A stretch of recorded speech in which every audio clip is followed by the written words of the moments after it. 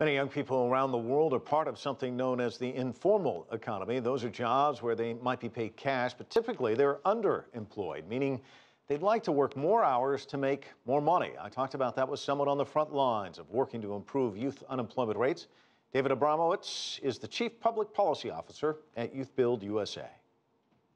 Well, a lot of youth around the world are in situations where there are real challenges for them to connect. I mean, school opportunities aren't there.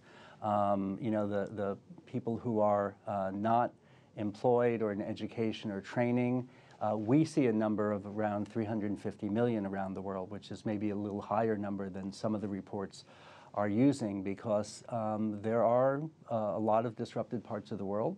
There are a lot of challenges going on. In this country, for example, there are racial and ethnic issues about access. There are criminal justice barriers to getting back into education and employment. And there are cultural barriers. So all of those things impact young people, especially if you're in the second or third generation that's never really gotten into the formal economy.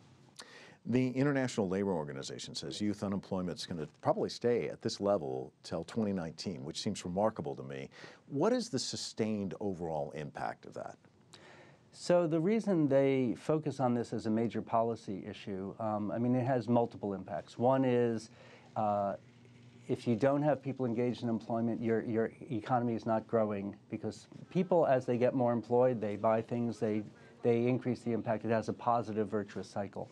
The second thing is it possibly contributes to unrest, whether it's some of the unrest in this country that's happened, or it's the young people who are getting involved in negative activity around the world.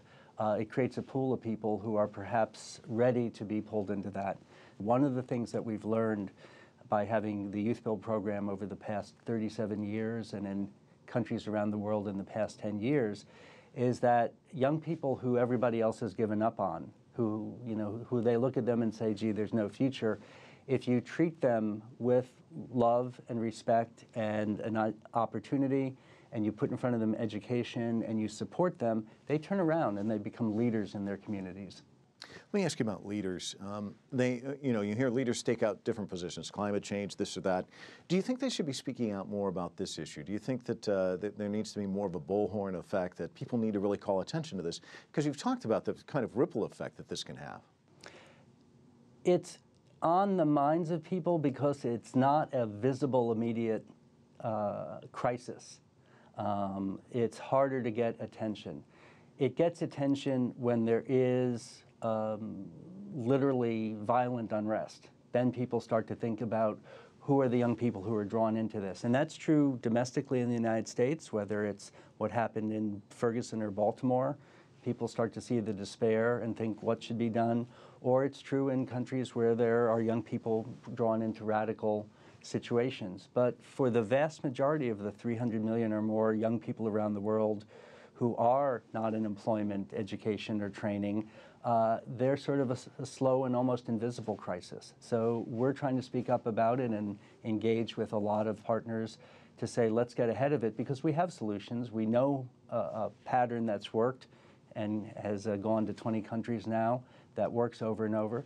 But collectively around the world, YouthBuild is working with 17 to 20,000 young people a year collectively around the world. That's only a small drop in the bucket. So we see it, but it's going to be a foreign policy issue, a world policy issue, when there's more unrest, unfortunately. David, thanks so much for your time. A pleasure.